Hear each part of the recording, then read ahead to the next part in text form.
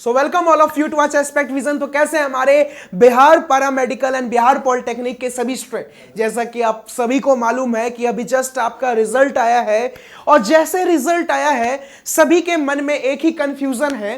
Confusion basically rank card आपने download कर लिया। किस किस बच्चे ने रैंक कार्ड डाउनलोड कर लिया कमेंट बॉक्स में बताइए अपना रैंक जल्दी से।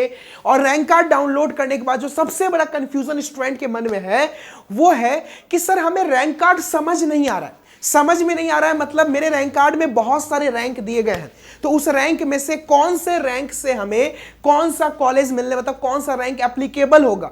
क्या हमारा बहुत से जैसे कि लड़कियां हैं तो उनके रैंक कार्ड में उनका यूआर रैंक होगा, आरसीजी रैंक होगा, कैटेगरी रैंक होगा, ओपन रैंक होने के बाद फिर वोमेंस रैंक होगा, जो लड़के हैं उनमें भी 2 रैंक होगा। ऐसे से किस रैंक से हमें कॉलेज मिलेगा, यानी कि किस रैंक को देख के मैं समझूं कि मैं सिलेक्टेड हूं, मुझे कॉलेज मिल सकता है नहीं मिल सकता है, कौन सा रैंक क्या है, ये सबसे बड़ा कंफ्यूजन आपके मन में भी चल रहा है। तो मैं इस कंफ्यूजन को दूर करने वाला हूं इस वीडियो में। तो सबसे पहले सभी बच्चों से रिक्वेस्ट है जल्दी से इस वीडियो को लाइक कर दे सभी बच्चे, एकदम सब अपने दिल से एक बार लाइक कीजिए एकदम फटाक से, चैनल को सब्सक्राइब कर ले और हमारे व्हाट्सएप ग्रुप में बाबू मस्त से मस्त ज्वाइन कर लो। लिंक डिस्क्रिप्शन में दिया गया है आपका पैरामेडिकल एंड पॉलिटेक्निक का, जल्द से जल्द ज्वाइन कर ले ताकि आपको सारा इंफॉर्मेशन मिलते रहे। ठीक है, अभी मैं बहुत सारी चीजें बताने जा रहा हूं, कटअप बताऊंगा, सब चीज बताऊंगा धीरे धीरे करके। ठीक है, तो पहले रैंक कार्ड को आप लोग समझ ले, कंफ्यूजन दूर हो जाएगी कौन सा रैंक कहां काम आने वाला है। ठीक है, चलिए स्टार्ट करते हैं इस वीडियो को।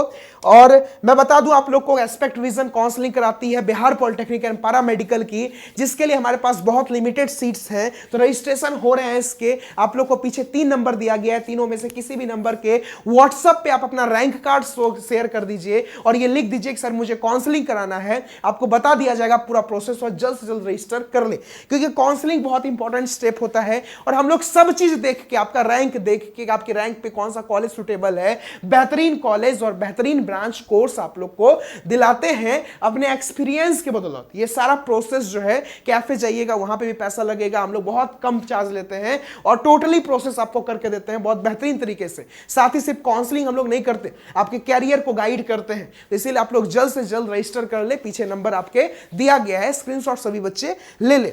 अब मैं बात करूं, देखिए 2 प्रकार के रैंक कार्ड, जैसे एक लड़की का रैंक कार्ड मैं उठाया यहां पे पैरामेडिकल का, और एक और रैंक कार्ड है जो है आपका पॉलिटेक्निक का, एक बॉयज कैंडिडेट का। ठीक है, दोनों रैंक कार्ड मेरे सामने हैं। अब देखिए सबसे पहले मैं पैरामेडिकल के रैंक कार्ड की बात कर लेता हूं। तो जो लड़कियां होंगी उनका जो है इस प्रकार से कुछ रैंक कार्ड आया होगा। ठीक है, जैसे अनरिजर्व्ड एक होगा आपका ओपन कैटेगरी, ध्यान से सुनिए, ध्यान से समझ लीजिए, DCC paramedical open 2024 category wise rank, और एक होगा वोमेन 2024 कैटेगरी वाइज रैंक। अब दोनों में डिफरेंस क्या है? दोनों रैंक सर किसी में कौन से रैंक को मैं वैलिड समझूं, कि क्या मैं 29,000 जो लिखा है इस रैंक को वैलिड समझूं, या सर इसमें 4,000 रैंक है तो मेरा 4,000 रैंक है, या फिर इसमें मेरा 20,000 रैंक है तो मेरा 20,000 वैलिड रैंक है।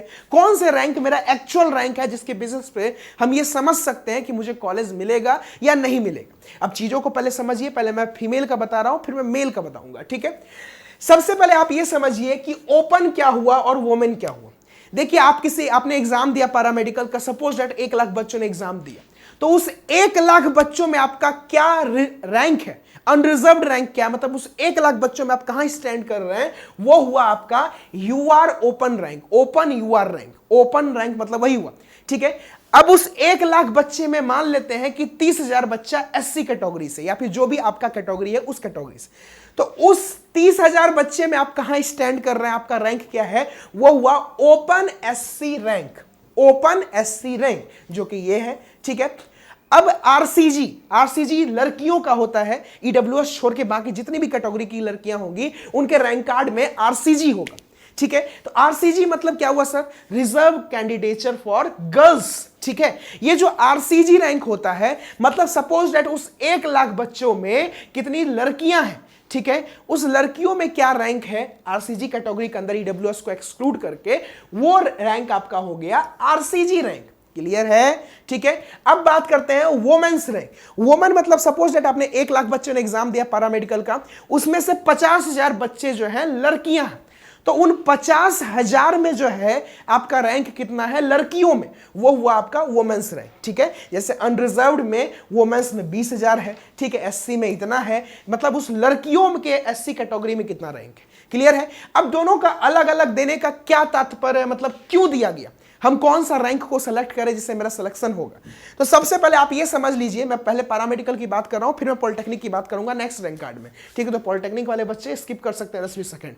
अब देखिए पैरामेडिकल में एक्चुअली क्या होता है कि जीएनएम और एएनएम, आप लोग को मालूम होगा जीएनएम एंड एएनएम सिर्फ और सिर्फ लड़कियां कर सकती हैं बिहार में। जीएनएम और एएनएम सिर्फ और सिर्फ लड़कियां कर सकती हैं, लड़के जीएनएम एएनएम नहीं कर सकते। तो अब देखिए जीएनएम एएनएम का जब काउंसलिंग होगा तो उसमें रैंक ये वाला यूज होता है, वोमेंस वाला, समझिए अच्छे से। क्यों? क्योंकि ये इसीलिए आपको अलग करके रैंक दिया गया है, क्योंकि लड़के आपका जीएनएम एएनएम नहीं भर सकते काउंसलिंग में, क्लियर है? इसीलिए आपका वोमेंस रैंक कहां यूज होगा? जीएनएम और एएनएम में, ठीक है? ओपन रैंक सब जगह यूज होगा, ठीक है? जीएनएम एएनएम में भी यूज होगा, और अदर जैसे कि डी फार्मा हो गया, डीएमएलटी हो गया, डीओटी हो गया, बहुत सारे कोर्सेज जो डिप्लोमा के पैरामेडिकल में हैं उसमें लड़के जाते हैं। लेकिन ऐसा तो नहीं है कि सिर्फ और सिर्फ लड़के जाते हैं, उसमें लड़के और लड़कियां दोनों जाते हैं। तो उस सारे कोर्सेस में कौन सा रैंक एप्लीकेबल होगा? उसमें एप्लीकेबल होगा ओपन रैंक, क्लियर है? तो इस तरीके से अब आपको कौन सा रैंक कंसीडर करना है, आपको कौन सा रैंक कंसीडर करना है कि सर ये मेरा रैंक है। अब बच्चा क्या करता है, बच्चा सोचता है अरे मेरा इसमें एससी में 4000 रैंक है, इसमें कम है, यही मेरा रैंक है, मेरा 4000 पूरा बिहार में रैंक आया है। ऐसा नहीं है, आपका जो ओपन यूआर है that is your rank. Open UR जो आपका रैंक है, यानी कि ये आपका असली रैंक है, जो है 29,000 इस कैंडिडेट का है, दैट इज 29,000 आपका रैंक है। उसके अलावा सारे कैटेगराइज किए गए। अब बात आती है सर जो एससी कैटेगरी रैंक दिया गया है इसका क्या बेनिफिट है? सपोज दैट किसी कॉलेज में 100 सीट है, पॉलिटेक्निक वाले बच्चे भी समझेंगे, किसी कॉलेज में 100 सीट है, तो वहां पे 100 सीट में डिवीजन होता है, उसमें 8 सीट होते हैं एससी के लिए, 10 सीट होता है इसके लिए, ऐसे।